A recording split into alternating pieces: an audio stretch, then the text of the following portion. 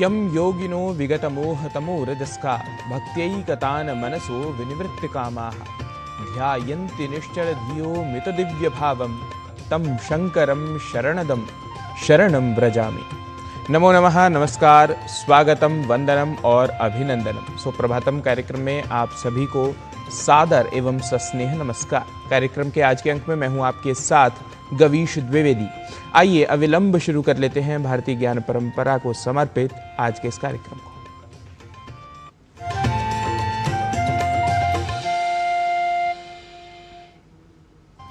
भारतीय परंपरा में तिथि, मुहूर्त आदि का विशेष महत्व होता है।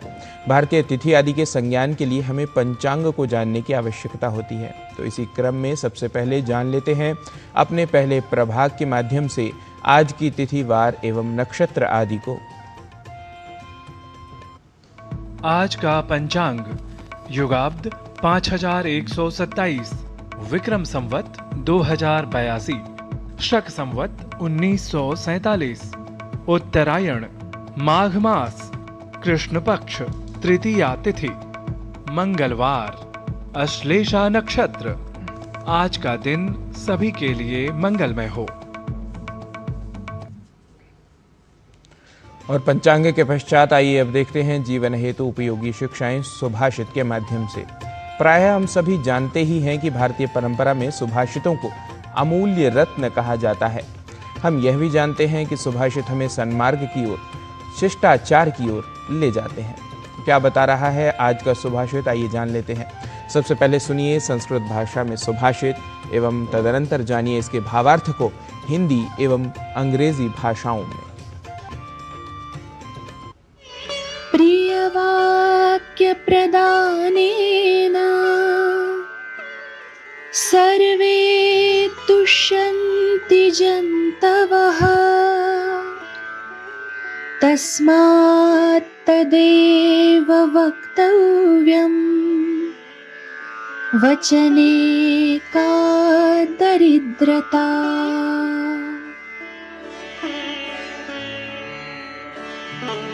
मीठी वाणी बोलने से सभी व्यक्ति प्रसन्न और संतुष्ट होते हैं, इसलिए सदैव मधुर वचन ही बोलने चाहिए। जब वाणी हमारे अधीन है और इसका कोई मूल्य भी नहीं देना पड़ता, तो फिर मीठे वचन बोलने में दरिद्रता कैसी?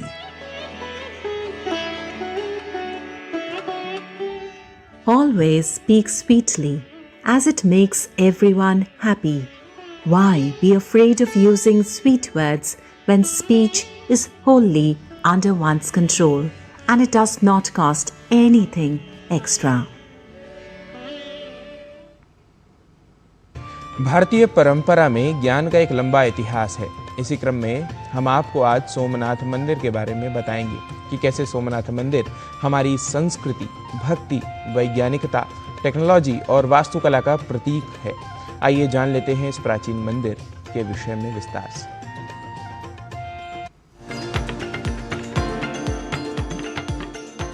भारतीय इतिहास में सर्वाधिक प्राचीन ग्रंथ वेद हैं, जिनमें वैदिक कालीन संस्कृति का सम्यक निदर्शन प्राप्त होता है। वेदों में कला एवं शिल्प के उन्नयन के पर्याप्त प्रमाण प्राप्त होते हैं। उस काल में वास्तुकला, प्राचीन मंदिर निर्माण कला एवं गृह निर्माण कला अपने उत्कृष्ट रूप में थी। वेदों और पुराणों में सोमनाथ मंदिर का महत्व अत्यधिक है। कहा जाता है कि मंदिर का निर्माण चंद्रदेव ने किया था। यह भारतीय इतिहास तथा हिंदुओं के चुनिंदा और महत्वपूर्ण मंदिरों में से एक है। इसे आज भी भारत के 12 ज्योतिर्लिंगों में सर्वप्रथम ज्योतिर्लिंग के रूप में माना व जाना जाता है। यह गुजरात प्रांत के काठियावाड़ क्षेत्र में समुद्र के किनारे स्थित है। इस समुद्र के किनारे 12 और 13 नवंबर 1947 को तत्कालीन गृह मंत्री सरदार वल्लभ भाई पटेल यहां पर आए थे और इसी समुद्र के किनारे उन्होंने समुद्र के जल को अपनी मुट्ठी में लेकर एक संकल्प लिया था कि इस जगह पर एक नया और शानदार भव्य मंदिर का निर्माण किया जाएगा। 11 मई 1951 को पहली बार सोमनाथ शिवलिंग की जो प्राण प्रतिष्ठा थी वह तत्कालीन राष्ट्रपति डॉक्टर राजेंद्र प्रसाद जी के द्वारा की गई थी, किंतु यह निर्माण तो वर्तमान है। मगर इसका निर्माण के बारे में जाना जाए तो इसका इतिहास भी अनोखा और हमारे पुराणों, वास्तुकला और विज्ञान के अनुसार आगे बढ़ती है। माना जाता है कि भगवान के नाम पर इस मंदिर का नाम सोमनाथ कहा गया है। सोमनाथ का मतलब चंद्रमा होता है। चंद्रमा की 27 पत्नियां थीं, जो दक्ष प्रजापति की कन्याएं थीं। यह 27 कन्याएं भारतीय खगोल विज्ञान को भी बताता है। जो 27 नक्षत्र होती हैं, जो इसमें प्रमुख नक्षत्र होता है वह रोहिणी है, और रोहिणी चंद्रमा की पहली पत्नी थी, और चंद्रमा का प्रेम रोहिणी के प्रति ज्यादा था। इसके चलते इनको दक्ष प्रजापति का श्राप झेलना पड़ा। उस श्राप के चलते वो खंडित हुए, और उसके बाद चंद्रमा ने भगवान शिव की आराधना की और शिव भगवान से वरदान प्राप्त किया। इसके पश्चात पुनः उसी गौरवशाली स्वरूप में आए, और उसके बाद उन्होंने यहाँ पर मंदिर बना करके पूजा अर्चना की। उसी के ऊपर पहला सोमनाथ मंदिर बनाया गया, और जब जब मंदिर टूटता रहा और बार बार बनता रहा। हमारे देश के प्रधानमंत्री श्री नरेंद्र मोदी जी ने बतौर ट्रस्टी व अध्यक्ष पिछले 10 वर्षों में सोमनाथ मंदिर के विकास को नई दिशा दिखाई। उनके नेतृत्व में गर्भगृह व शिखर के कलश को स्वर्ण मंडित और लाइट एंड साउंड से मंदिर को रोशन किया गया।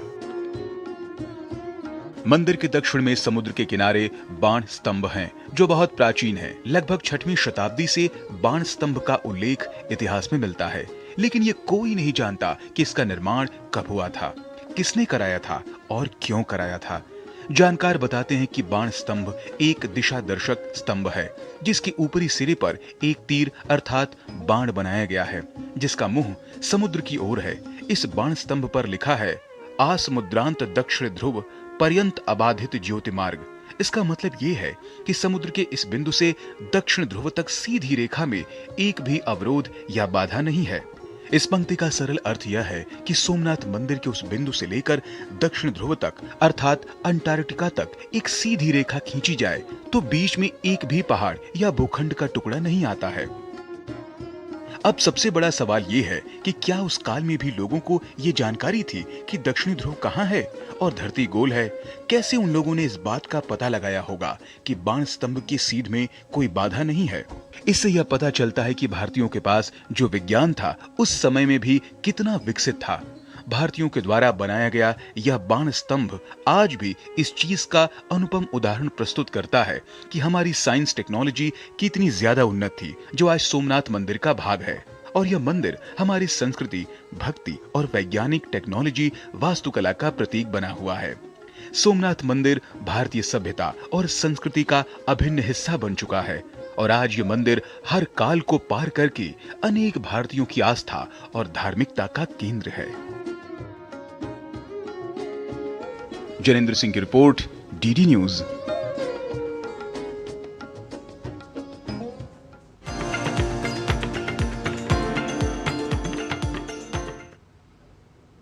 और भारतीय ज्ञान परंपरा प्रभाग के बाद कार्यक्रम में अब समय हो चला है एक अल्प विराम का। आप कहीं न जाइए, देखते रहिए डीडी न्यूज, जल्द लौटेंगे।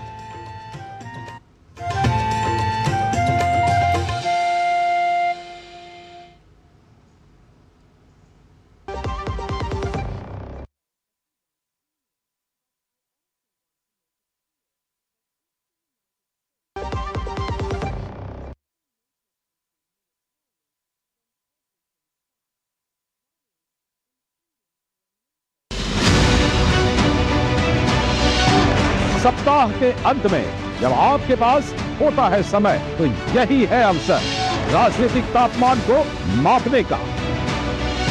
पक्ष विपक्ष, आरोप प्रत्यारोप को जानने का,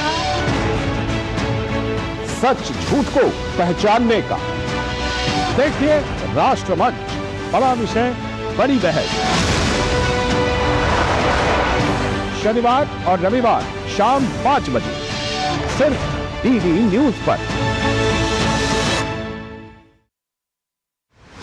जब देश पूछता है, जवाब देना पड़ता है। शाम 5 बजे बजती है सवालों की घंटी, और लगती है वो पंचायत जहां मुद्दे टलते नहीं और कोई जवाब अधूरा नहीं रहता। आपको इतना बुरा लगा सवाल, मैं इसको दूसरे तरीके से पूछ लेती हूँ। मैं इसको दूसरे तरीके से पूछ लेती हूँ। यहाँ दलीलें नहीं, सच्चाई गूंजती है। मैं रीमा पराशर लेकर आती हूँ देश का सच आपके सामने।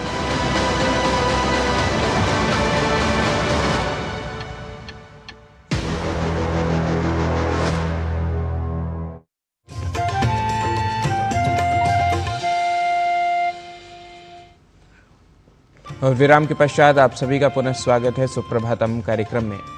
विस्मरण होना अर्थात भूल जाना आजकल यह कई युवाओं की नई समस्या बन गई है। प्रायः युवाओं की शिकायत होती है कि उन्हें कुछ याद नहीं रहता या वे छोटी छोटी बातें तक भूल जाते हैं। आइए स्वास्थ्य प्रभाग में इस रिपोर्ट के माध्यम से जान लेते हैं कि कौन कौन से कारक हैं जो स्मृति को प्रभावित करते हैं और हमारी स्मरण शक्ति को हम कैसे बढ़ा सकते हैं।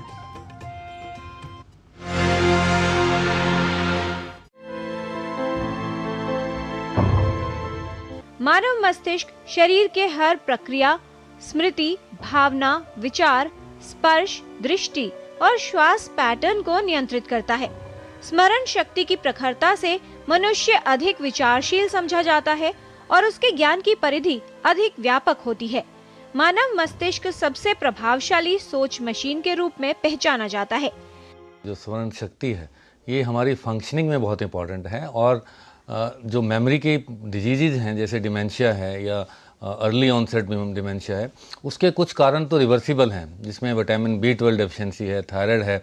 इन सब की वजह से भी हमारी मेमोरी में डिफ़िकल्टी हो सकती है या भूलने की बीमारी हो सकती है। लेकिन एक बिनाइन फॉरगेटफुलनेस है जिसको हम ये कहते हैं कि आप चाबी रख के भूल गए, चश्मा रख के भूल गए, तो ये सब चीज़ें नॉर्मल है हो सकती हैं एक सर्टन एज के बाद, जिसको हम मेमोरी प्रॉब्लम नहीं कहते हैं। ये बिनाइन चीज़ है और सभी के साथ होती हैं, इसमें कोई डरने की आवश्यकता नहीं है। देखिए, एक तो बैलेंस, वर्क लाइफ बैलेंस जो है वो बड़ा इंपॉर्टेंट है आपका। और ये जो स्क्रीन टाइम है जिसमें हम आज फ़ोन, लैपटॉप, आईपैड्स इन सब पे हम लगे रहते हैं, ये इसको डिजिटल लिटरेसी में लाके इसको कम करना चाहिए और लाइफ में जो टास्क हैं आपके उसको प्रायोरिटाइज़ करना चाहिए आपको। चाहे आप वो डायरी बनाएं, चाहे वो फ़ोन पे अपने अपॉइंटमेंट्स रखें, अपने फ़ोन के इंपॉर्टेंट काम जो प्रायोरिटी वाले हैं उनको आप एक रिमाइंडर के तौर पे रखें, तो बहुत इंपॉर्टेंट है। अगर आप स्क्रीन टाइम अपना कम करेंगे, वर्क लाइफ बैलेंस बना के चलेंगे और अच्छी बैलेंस डाइट लेंगे, तो ये मेमोरी वाली प्रॉब्लम आने वाली नहीं है। आजकल हमारी जीवन शैली काफी व्यस्त हो गई है। ऑफिस में लगातार कई घंटों तक काम करना और कई तरह के कार्य एक साथ करना, ऐसे में युवाओं की अक्सर ये शिकायत होती है कि वो छोटी छोटी बातें भूल जाते हैं या उन्हें कुछ याद नहीं रहता। कई कारक हैं जो हमारी स्मृति को प्रभावित करते हैं। एक समय पर कई कार्य एक साथ करना, कई काम एक साथ करने में कार्य ठीक से न हो पाना, तनाव और अवसाद, नींद पूरी न होना, अनियंत्रित जीवन शैली, कुछ दवाएं, असंतुलित आहार का सेवन, पोषण की कमी, अत्यधिक थकान, शराब का सेवन, धूम्रपान, हार्मोन का असंतुलन, एकाग्रता की कमी और याददाश्त में कमी की समस्या, ये सभी कारक हमारी स्मरण शक्ति या स्मृति को प्रभावित कर सकते हैं। यदि एक समय पर मस्तिष्क को कई काम एक साथ दे दिए जाएं, तो मस्तिष्क व्यस्त हो जाता है और एकाग्रता में कमी के कारण मस्तिष्क बात को ग्रहण नहीं करता और हम बात याद नहीं रख पाते। हमारी स्मरण शक्ति इस बात पर निर्भर करती है कि हमने पहले किसी घटना को कितनी रुचि व महत्व दिया है। जब हम किसी व्यक्ति या घटना से आकर्षित होते हैं तो उस पर अधिक ध्यान देते हैं। ऐसे में व्यक्ति या घटना को याद करना आसान हो जाता है। अच्छी स्मरण शक्ति स्कूल, कॉलेज या जीवन के प्रत्येक क्षेत्र में काम आती है। हमारी जो कॉग्निटिव फिटनेस है वो बहुत इंपॉर्टेंट है। आपके ब्रेन्स के सेल्स फिक्स हैं, चाहे वो बिलियंस ऑफ न्यूरॉन हमें मिलते हैं जन्म के टाइम पे, लेकिन हम उनको बढ़ा नहीं सकते हैं। उनकी धीरे धीरे लाइफ के साथ साथ थोड़ा थोड़ा क्षति ही होती है, लेकिन हम उनको अगर एक्टिव रखेंगे, चाहे वो हम सोशल कनेक्शन बना के रखें, चाहे हम ब्रेन के एक्सरसाइज जैसे सुडोको है, क्रॉसवर्ड है, नई लैंग्वेज सीखना है, नया म्यूजिकल इंस्ट्रूमेंट सीखना है, ये सब चीज़ें आपकी ब्रेन की कनेक्टिविटी को बढ़ाती हैं और कॉग्निटिव फिटनेस को बढ़ाती हैं। तो इन सब चीज़ों को अगर हम एक्टिव रखेंगे तो शायद मुझे लगता है कि आपकी मेमोरी लंबे समय तक अच्छी रहेगी। और इसके साथ साथ बैलेंस डाइट, अगर अच्छी प्रोटीन वाली, अच्छी मिनरल्स वाली डाइट लेंगे, आप अच्छे विटामिन वाली डाइट लेंगे तो आपकी डाइट भी अच्छी रहेगी। अगर आप फिजिकल फिटनेस रखेंगे, चाहे वो 30 मिनट्स की रोज़ की एक्सरसाइज हो, वॉकिंग हो, एरोबिक्स हो, एटलीस्ट 5 डेज ए वीक, जिसे हम 10,000 स्टेप्स भी कहते हैं, अगर वो हम मेंटेन रखेंगे और स्ट्रेस को कम करेंगे, तो ये सब हमारे जो टिप्स हैं आपकी स्मरण शक्ति को बढ़ाएंगे और मेमोरी को मेंटेन रखेंगे। मानव शरीर की संरचना एक सुपर कंप्यूटर जैसी है। दशकों से मनोवैज्ञानिक मस्तिष्क की स्मरण शक्ति पर खोज कर रहे हैं और उसको अद्भुत बताया गया है। कहा जाता है कि हम अपने मस्तिष्क का केवल 10 से 15% ही उपयोग करते हैं। मस्तिष्क को सक्रिय और क्रियाशील रखने से स्मरण शक्ति बेहतर बनती है। स्वस्थ जीवन शैली स्मृति पर सकारात्मक प्रभाव डालती है। शरीर की रोग प्रतिरोधक क्षमता की तरह स्मरण शक्ति को भी बढ़ाया जा सकता है। स्वस्थ जीवन और एकाग्रता से कार्य करना स्मरण शक्ति को बेहतर रखने में उपयोगी है। किरण भारद्वाज, डीडी न्यूज।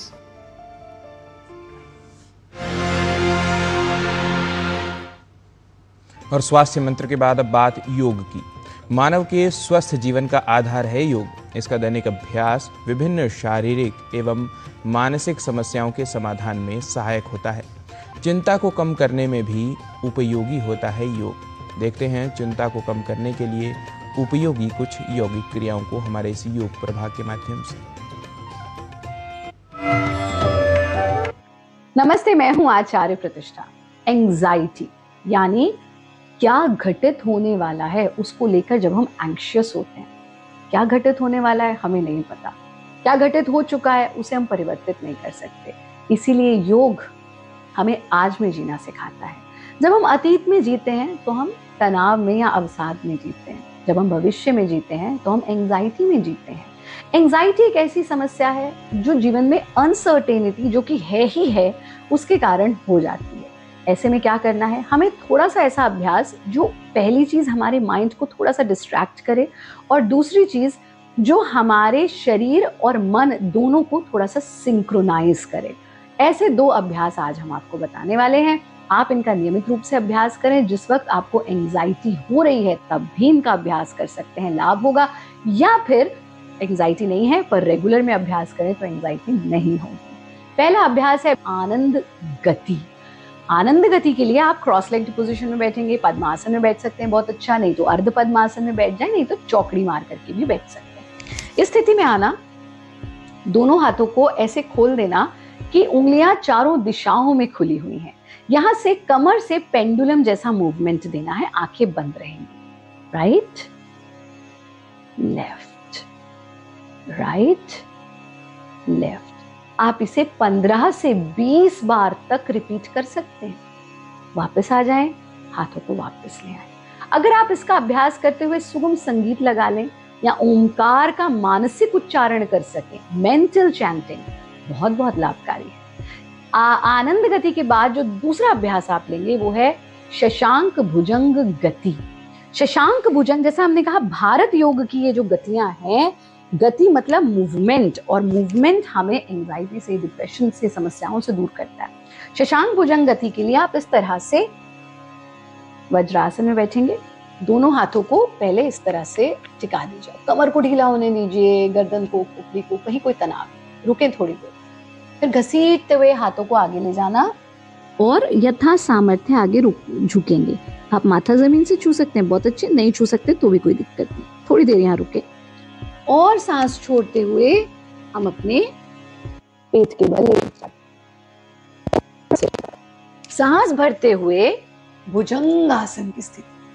यहां जितना कंफर्टेबली पीछे जा सकते हैं उतना कंफर्टेबल जाए।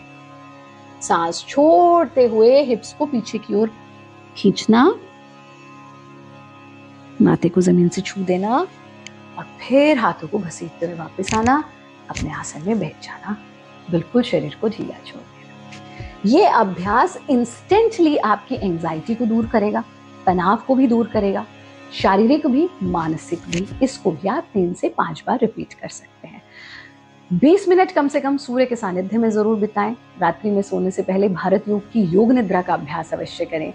आप दिन में 5 बार दिल खोल करके जरूर हंसें। हमारा कार्यक्रम देखते रहें, स्वस्थ रहें, खुश रहें, आनंदित रहें। नमस्ते। योग प्रभाग में तनाव से बचने के लिए उपयोगी अभ्यासों के बाद अब क्रम संस्कृत भाषा को सीखने का। जैसा कि हम जानते हैं कि सुप्रभातम कार्यक्रम का संस्कृत पाठशाला प्रभाग सभी संस्कृत सीखने वालों के लिए ही नहीं बल्कि सभी भारतीय भाषाओं के जानने वालों एवं सीखने वालों के लिए एक उत्तम प्रकल्प है। इसका जितना ज़्यादा हम अभ्यास करेंगे उतना ही अधिक हमारी समझ बनती जाएगी। तो आइए इसी क्रम में शुद्धि संबद्ध कर लेते हैं कुछ पुनरअभ्यास हमारे सहयोगी डॉक्टर नारायण दत्त मिश्र के साथ।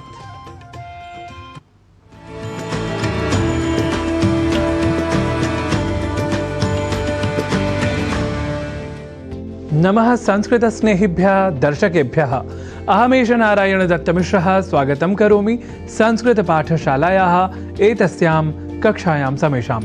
संस्कृत पाठशाला की कक्षा में शब्दों के शुद्ध स्वरूप के बारे में चर्चा के क्रम को बढ़ाते हैं आज एक ऐसे शब्द के साथ जिसके मूल को या प्रकृति को ठीक से समझें तो हम अन्य भाषाओं में तथाकथित रूप से प्रचलित शब्द का उन भाषाओं में स्वीकृत अर्थ में ही संस्कृत भाषा में भी प्रयोग और वह भी अनुकरणात्मक प्रयोग हम नहीं करेंगे। विशेषतः ऐसे शब्दों के प्रयोग के समय हमें यह ध्यान देना चाहिए कि ये शब्द तो मूलतः संस्कृत के ही हैं, अतः कम से कम संस्कृत के प्रयोक्ताओं को ऐसे शब्दों के मूल अर्थ में ही उन शब्दों का प्रयोग करना चाहिए। उदाहरणतः आपने पहले ही जान लिया है कि सत्ता, सकारात्मक जैसे शब्दों का हिंदी आदि भाषाओं में जो आज का प्रयोग है वह कथमपि संस्कृत भाषा सम्मत नहीं है। तो आज इसी क्रम को बढ़ाते हैं ऐसे ही एक और शब्द के साथ, और वह शब्द है सानिध्य, जिसका संस्कृत शुद्ध पद या शब्द होता है सान्निध्यम। पर हम गतिशील अपितु वेगवान संसार में जैसे अन्य भाषाओं में थोड़ी बहुत परिवर्तनशीलता का तर्क देकर कुछ असंगत से प्रयोग भी कर लिया करते हैं, वैसे ही संस्कृत में भी शब्दों की मूल प्रकृति पर कुठाराघात कर शब्दों के अपितु दुष्शब्दों के प्रयोग की दुष्प्रवृत्ति भी हमें कुछ शब्दगत प्रयोगों में दृष्टिगत होती है। ऐसे प्रयोगों के बारे में हम आपको पहले ही बता चुके हैं। महत्व को महत्व, अत्यधिक को अत्याधिक, इस तरह से अशुद्धि के साथ कहे और लिखे जाने की दुष्प्रवृत्ति के बारे में आपने पहले ही जाना है। तो इसी तरह सान्निध्य के स्थान पर वर्णलोप जैसी सामयिक दुष्प्रवृत्ति के साथ सानिध्य जैसे अशुद्ध शब्द का हिंदी आदि भाषाओं में धड़ल्ले से प्रयोग हम पाते हैं। और आप जानते ही हैं कि संस्कृत भाषा है सर्वथा वैज्ञानिक, जहाँ एक अक्षर या वर्ण भी वृथा नहीं है, बेकार नहीं है। तो आइए देख लेते हैं क्या है सान्निध्य शब्द की मूल प्रकृति। सम उपसर्ग के साथ निधि, इनके योग के बाद बनता है शब्द सन्निधि, और उसके बाद शय प्रत्यय करने के बाद उसके बाद आदि वृद्धि होती है और संधि कार्य के बाद हमारे सम्मुख आता है शब्द सान्निध्य, जिसे संस्कृत में कहते हैं सान्निध्यम।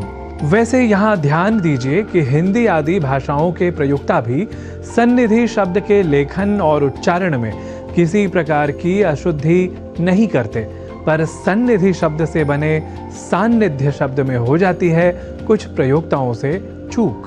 अब सन्निधि और सान्निध्य के मर्म को जान चुके हैं आप, तो कर लेते हैं इन शब्दों से जुड़े शुद्धता पर तथ्य को दृढ़ वाक्यों के प्रयोगों के साथ। शब्दों की सन्निधि या समीपता वाक्यार्थ स्पष्ट करती है। इस हिंदी वाक्य को यदि हम संस्कृत में कहेंगे तो इसका स्वरूप इस तरह होगा, शब्दानाम सन्निधि समीपता वा वाक्यार्थम स्पष्टयति। यहाँ अब अधिक ध्यान देने की आवश्यकता है कि सन्निधि में एक बार तो हमने अनुस्वार का किया है प्रयोग, और विकल्प से संधि के साथ अर्ध नकार का भी है प्रयोग। और संस्कृत में या कहें कि शब्दगत व्याकरण पर रहे हम दृढ़, तो दोनों ही शब्द हैं सर्वथा शुद्ध, चाहे हम ऐसे प्रयोग संस्कृत में करें या किसी अन्य भाषा में ही, क्योंकि यह शब्द ही है संस्कृत मूलक, अतः यहाँ प्रश्न करने का कोई औचित्य ही नहीं। अब सान्निध्य से कर लेते हैं एक वाक्य का और प्रयोग, जैसे हम हिंदी में कहते हैं प्रधानमंत्री के सान्निध्य में कार्यक्रम संपन्न हुआ। इसे संस्कृत में कहेंगे प्रधानमंत्रिणः सान्निध्ये कार्यक्रमः संपन्नः अभवत्। तो संस्कृत भाषा की सन्निधि होती रहे आप सभी को प्राप्त, ताकि हमें भी मिलता रहे आप संस्कृत अनुरागियों का सान्निध्य। इसी मंगल कामना के साथ आप सभी के प्रति भी समर्पित हैं अनेकशः शुभकामनाः। नमो नमः।